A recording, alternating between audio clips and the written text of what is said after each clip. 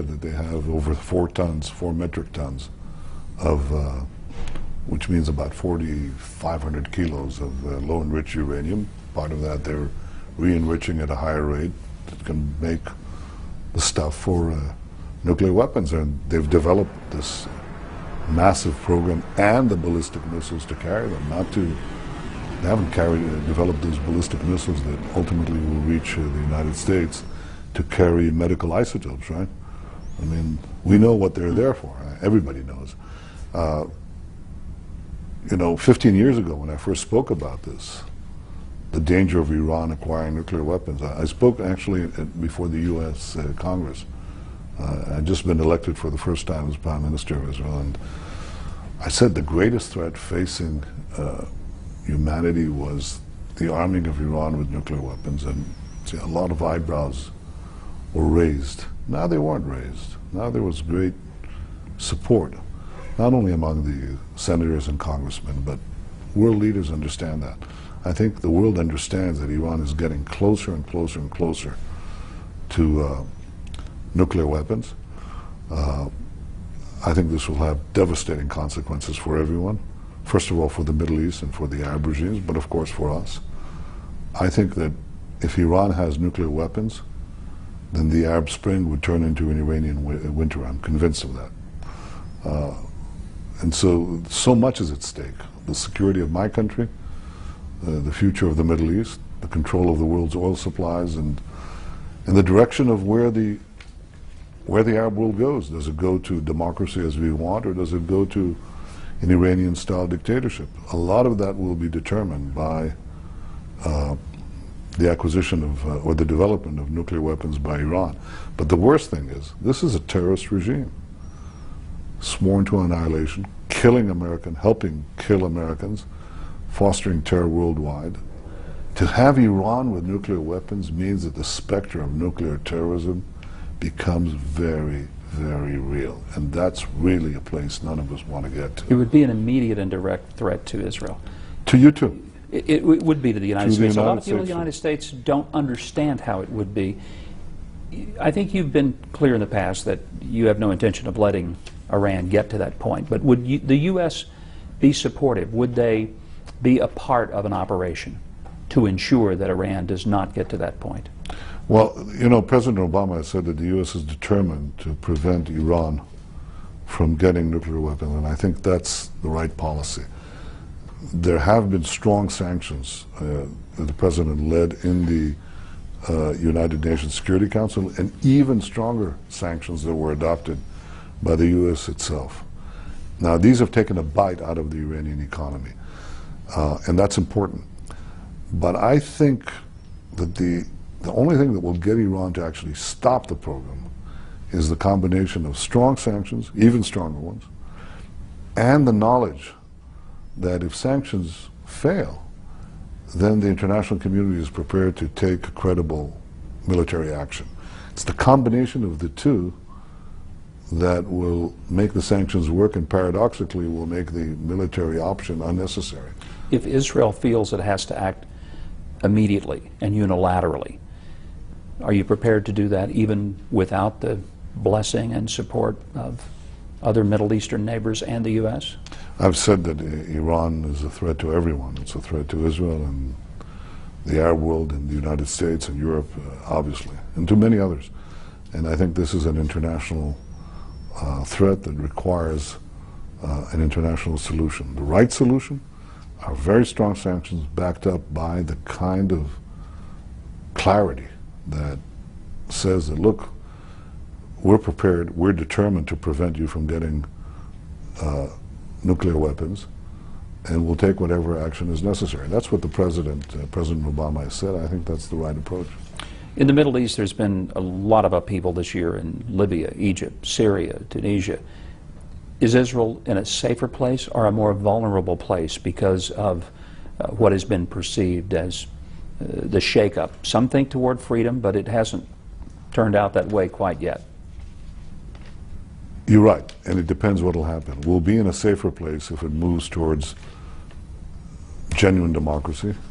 We'll be in a less safe place if it moves towards an Iranian-style theocracy. Now look, Look at what happened in Lebanon. I mean, Lebanon 5 years ago, 6 years ago, it was this cedar revolution. It was, just millions poured into the streets of Beirut, 1 million people actually.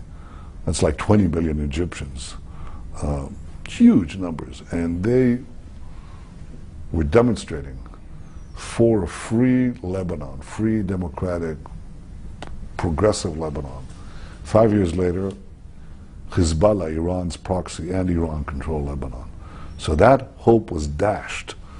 And the question is, where do the rest of the Arab countries go to? Where does Iran go to, a non-Arab country? I mean, it all started there. It didn't start in Tunis. It started in Tehran when the Ayatollah regime stole the elections. They stole millions of votes. And millions walked into the streets, and they were butchered very quickly and silenced. There is a palpable yearning in the Arab world and in the Islamic world, in the Middle East, for this new beginning. I think most people, left to their own devices, they'd opt for a genuine democracy.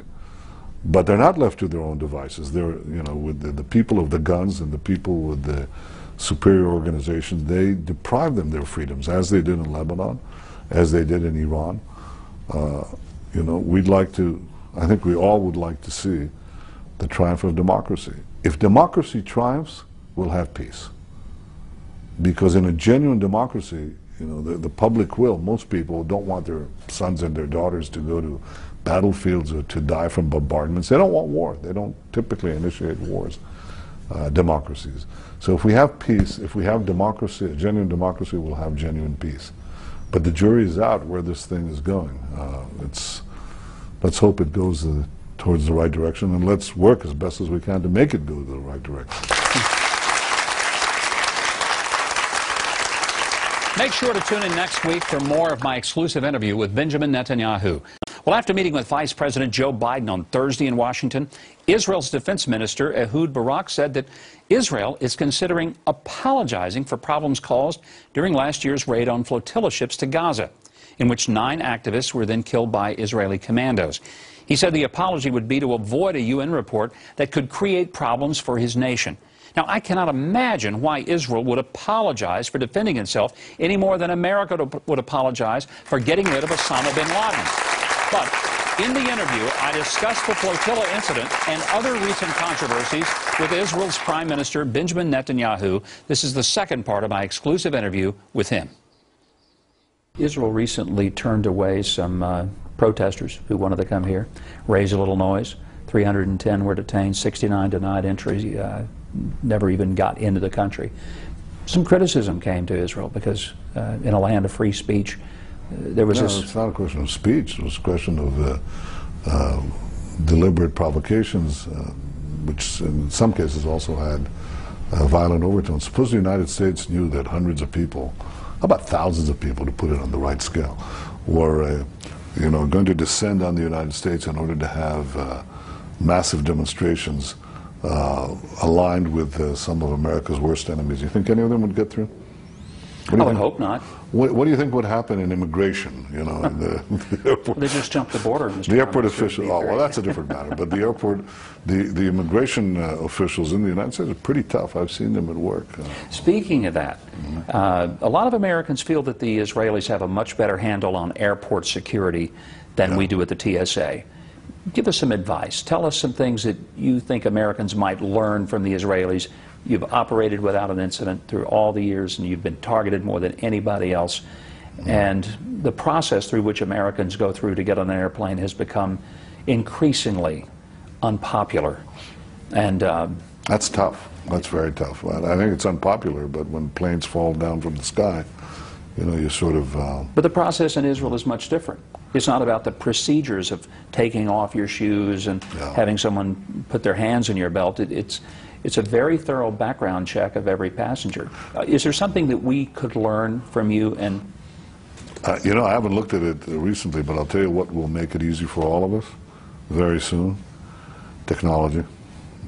But that also gets quite intrusive, as you know. But technology can do away with a lot of this, and you can sail through if you're not a terrorist. There's certainly an ongoing issue of the flotilla that some have tried to put together against Gaza. You've been very effective and successful so far in keeping a repeat of last year's flotilla. Deadly raid on a flotilla bound for Gaza. Israel claims its soldiers opened fire only after being attacked. The activists say their flotilla was bringing aid to Palestinians in Gaza, sitting under a 3-year blockade by Israel and Egypt. Protesters in Israel say the country has a right to defend itself. The raid led to the deaths of 9 people. How does this continually threaten not only the sovereignty of Israel and the safety of Israel, but the image of Israel? Well, it's deliberately abused, I mean, this whole issue, because people say we want to free Gaza. So free Gaza what? Well, we want to import, you know, we want the people of Gaza to be able to import goods, okay? Well, they can, because I've basically, you know, brought down all the limitations. You can import to Gaza anything. You can import cars, pasta, anything, medicine, toys, you name it, anything. It's completely open. In fact, the Gaza economy grew in the last quarter. You know by how much? No. You want to put your seatbelt on? I mean, this is I'm braced, ready. 25%. 25%. I think probably the highest in the world. I would think so. Okay, so I mean, they're doing all right. But, so we don't have any action. We don't want to take any action against the people of Gaza. But Gaza is governed. It's really controlled by this dictatorial regime of Hamas, which is aligned with Iran. And it is, in fact, a proxy of Iran. And it's depriving the freedoms of people. They don't have free speech. Women can't go around freely the way they go out in the West and so on. This is a repressive regime. So if people want to free Gaza, I say free them of Hamas. What Hamas is trying to do is smuggle in not goods, not food, not medicine. They're trying to smuggle in weapons, rockets. They've already fired thousands of rockets against us. You've seen some of those rockets. I have. They want to smuggle in more. And so we say, we are willing to let you come and bring in everything except weapons. The place where they typically smuggle a lot of weapons is not through these tunnels. They can bring in one ship, they can bring in the stuff that would take about 6 months to smuggle through the tunnels. In one ship that we intercepted just last year, we had the entire ordnance of Hezbollah that Iran had given Hezbollah for the second Lebanon war, for an entire war. One ship. So we're concerned with ships coming in, not because they bring in, you know, love boats, cruise liners, tourists. We don't care about that. It's that they would bring in weapons. So we have this naval blockade against that. You can bring in anything you want to Gaza freely, except weapons, and that's what we're trying to enforce. Now, of course, people don't know that. Well, I'm pretty sure that if a boat made its way into New York Harbor filled with weapons, I kind of have a feeling that the U.S. and Mayor Bloomberg would react exactly the same way. I don't think you could import a Glock, much less a ship full of heavy arms, through our own ports. So it would certainly stand to reason that you would have a little difficulty with it. And I suspect that if you had been, if thousands of rockets had been fired, you know, from a neighboring country, a neighboring territory to the United States, and more was en route by boat, you'd stop this. You actually did this once with the Cuban blockade. I mean, President Kennedy put on blockade because they found out that they were putting in missiles aimed at the United States. So the United States stopped and they said, take out the missiles. We haven't taken out the missiles from Gaza, but we don't want more missiles to come in, and that's the purpose of our naval action. But as far as the population is concerned, they can bring in anything, and they do, and they're doing quite well. A remarkable world leader, and you can watch the conclusion to my interview with the Israeli Prime Minister on tomorrow night's live show.